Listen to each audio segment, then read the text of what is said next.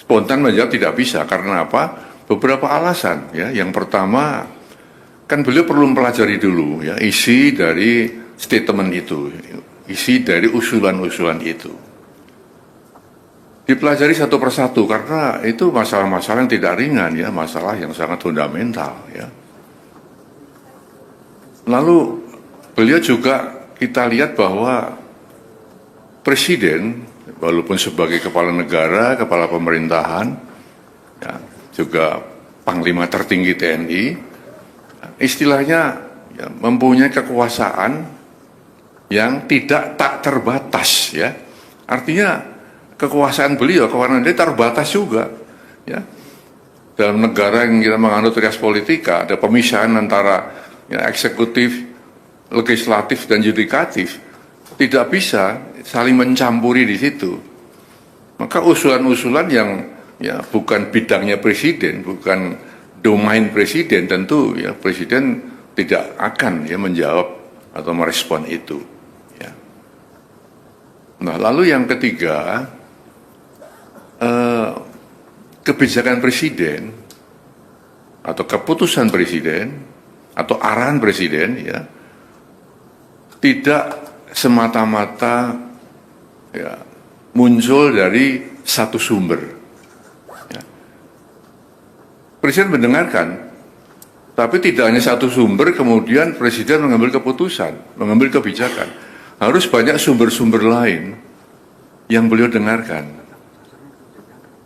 Juga belum mengambil keputusan bukan hanya fokus bersatu bidang, banyak bidang-bidang lain yang harus dipertimbangkan presiden sebelum mengambil keputusan.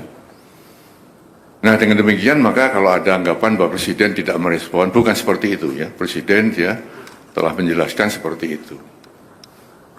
Oleh karena itu beliau berpesan tadi kepada saya agar disampaikan kepada masyarakat ya agar tidak ikut berpolemik masalah ini ya. Tidak ikut menyikapi pro dan kontra ya karena hanya akan menimbulkan kegaduhan ya yang akan mengganggu kebersamaan kita, keharmonisan kita sebagai bangsa.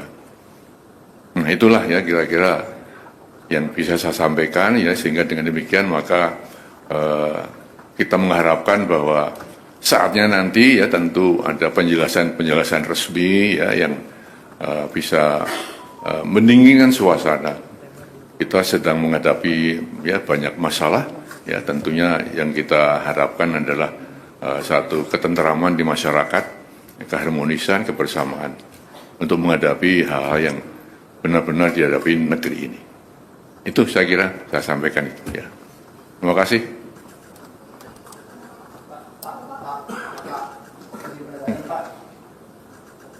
Apa itu? Pak, saya Zam dari Kumparan. Mau penegasan, berarti ini merespon yang tuntutan Forum Purnawirawan TNI itu mendesak Gibran mundur melalui MPR itu ya Pak ya?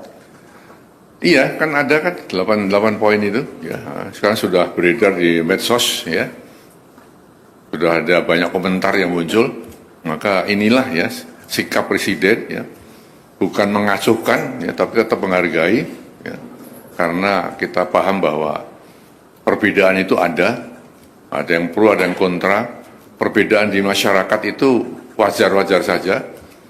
Hanya saja jangan sampai perbedaan itu ya menjadikan kita tidak satu sebagai bangsa.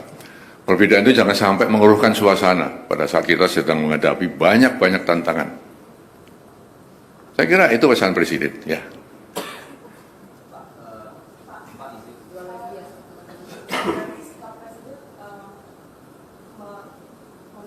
Bahwa apa yang diusulkan oleh para purnawirawan TNI itu di luar kuasa presiden gitu ya Pak ya? Atau kepada legislatif? Itu kan usulan ya, usulan dari para Forum Purnawirawan TNI ya. Ditujukan kepada presiden, kan gitu kan. Nah, presiden ketika buru-buru merespon tadi dengan alasan saya sebutkan tadi. Itu ya.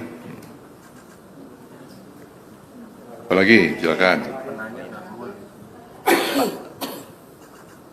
Cek Pak, izin salah satu poin yang lain kan soal penegasan Forum Purnawirawan untuk meminta reshuffle kabinet yang punya kepentingan dengan Presiden Jokowi.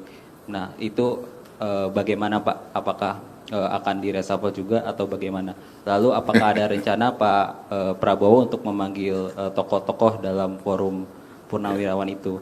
Nah, pertanyaan ketiga Pak, ini kan Pak Jokowi itu kan sedang diutus ya untuk ke Vatikan.